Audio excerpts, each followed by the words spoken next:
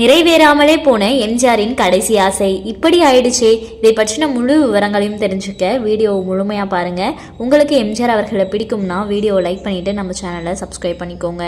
வாங்க வீடியோக்குள்ளே போகலாம். எம்ஜிஆர் சிவாஜி அப்படின்னா போட்டி நடிகர்கள், அரசியல் ரீதியாக ஒருவரை தாக்கி மேடைகளில் பேசி கொண்டவர்கள் அப்படின்னு தான் பலரும் நினைப்பாங்க.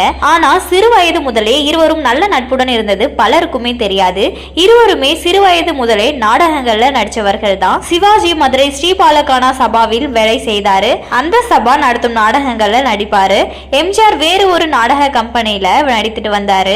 இது பற்றி சிவாஜியோ ஒரு முறை சொன்னபோது, சென்னையில ஸ்ரீபாலகனா சபா முகாமிட்டு இருந்த போது அருகில் தான் அண்ணன் எம்ஜிஆரின் வீடு இருந்தது. காலையிலும் மாலையிலும் ஓய்வு நேரம் கிடைக்கும் போதெல்லாம் அவரோட வீட்டுக்கு போவேன். அவரின் அம்மா சத்தியம்மாள் என்னையும் ஒரு மகன் போலவே நடத்துவாங்க. தினமும் காலை எழுந்து உடற்பயிற்சி செய்து எனக்காக அண்ணன் காத்துட்டு இருப்பாரு. எனக்கும் அவருக்கும் அம்மா காலை உணவை பரிமாறுவாங்க.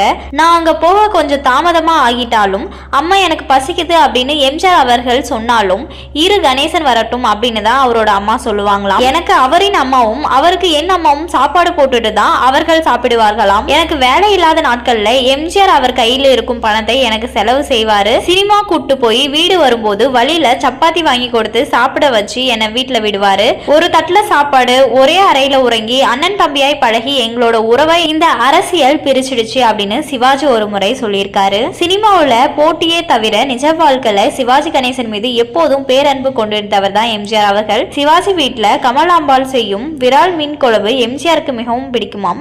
அவர் கொடுக்காமல் சாப்பிட்டு விட்டால் குழந்தை போல வீடு தேடி வந்து சிவாஜி கிட்ட சண்டை போடுவாராம். 1984 வருடம் எம்ஜிஆர் உடல் நலம் பாதிக்கப்பட்டு அமெரிக்காவின் புரூக்ளின் மருத்துவமனையில சிகிச்சை எடுத்த போது அவர் சிவாஜியை சந்திக்க விரும்பினாரு. அதே போல சிகிச்சை முடிந்து சென்னை வந்த பின்னரும் சிவாஜியை தனிப்பட்ட முறையில சந்திச்சு பேசணும் அப்படின்னு எம்ஜிஆர் ஆசைப்பட்டிருக்காரு. ஆனா அது கடைசி வரை நிறைவேறவே இல்லை அப்படின்றது தான் இருவரோட உறவிலும் நடந்த பெரிய சோகம். உங்களுக்கு சிவாஜி அவர்கள் நடிச்ச எந்த படம் மிகவும் பிடிக்கும் அப்படின்றத கமெண்ட் பண்ணுங்க.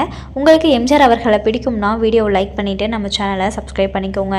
நன்றி. அடுத்து ஒரு இன்ட்ரெஸ்டிங்கான வீடியோவில் பார்க்கலாம்.